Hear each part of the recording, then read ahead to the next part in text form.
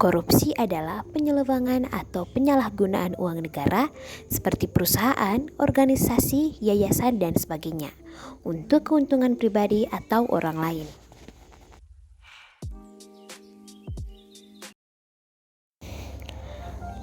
Harvey Muiz, suami Sandra Dewi, menjadi perbincangan hangat di kalangan publik belakangan ini. Ia baru saja ditangkap oleh Kejaksaan Agung terkait kasus dugaan korupsi perdagangan timah.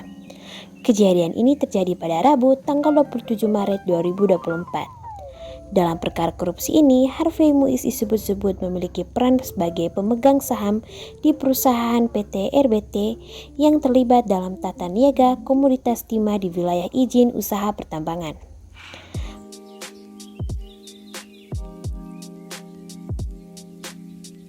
Apakah kasus ini bisa dikategorikan sebagai ancaman, tantangan, gangguan untuk negara?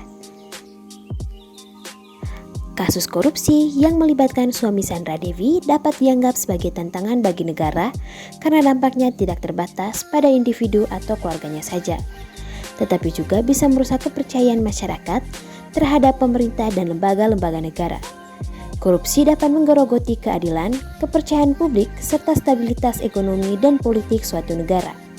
Oleh karena itu, menangani kasus korupsi dengan tegas dan adil merupakan prioritas penting bagi negara dalam memelihara integritas.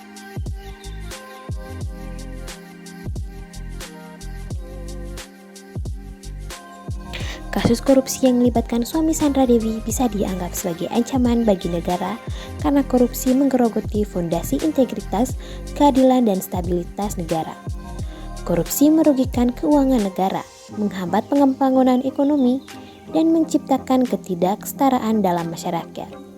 Selain itu, korupsi juga dapat merusak kepercayaan publik terhadap pemerintah dan lembaga-lembaga negara, serta menimbulkan ketidakpuasan sosial yang berpotensi mengganggu stabilitas politik. Oleh karena itu, pemberantasan korupsi merupakan prioritas penting bagi keberlangsungan negara dan kesejahteraan.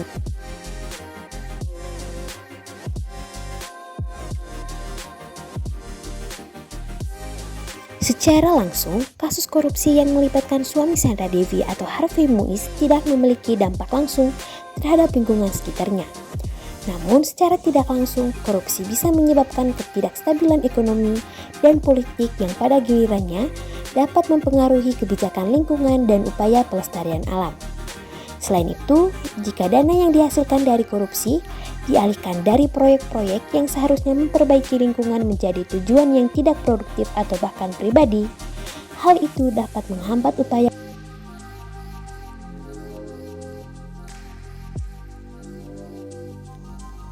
atau solusi yang saya dapat tawarkan untuk mengatasi hal ini, yaitu yang pertama,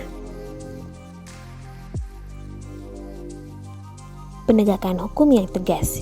Ini memastikan bahwa lembaga penegak hukum menangani kasus korupsi tanpa pandang bulu dan tanpa tekanan politik atau kepentingan pribadi.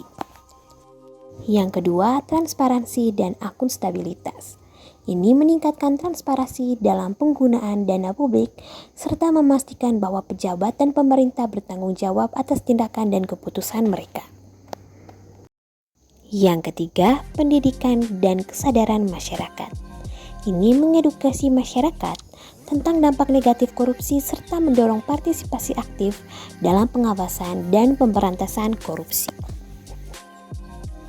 Yang keempat, penguatan institusi anti korupsi. Memperkuat institusi anti korupsi seperti KPK atau Komisi Pemberantasan Korupsi dengan memberikan dukungan yang cukup dan memperkuat kemandiriannya. Yang kelima, pengawasan media.